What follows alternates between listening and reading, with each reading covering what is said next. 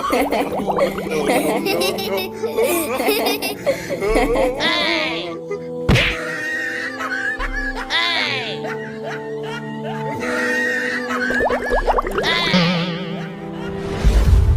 নামাজের নিয়ত বাঁধার সাথে সাথে আকাশ আমাকে হাসানো শুরু করছে।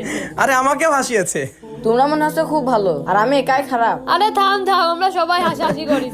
একটু মসজিদে গিয়ে হাসাহাসি না করলে নামাজে মজা আসে নাকি? কি রে, কি বলিস? ঠিক বলেছিস।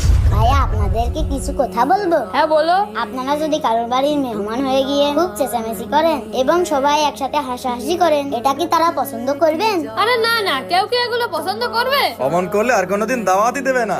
ভাইজান আপনাদেরকে আমরা এটাই তো বোঝাতে চাচ্ছি, কারোর বাড়িতে গিয়ে এ ধরনের আচরণ করলে সে যদি নারাজ হয়। এইবার ভাবুন আল্লাহর ঘরে গিয়ে আপনারা কি ধরনের আচরণ করছেন। আল্লাহ কি আপনাদের মাফ করবেন?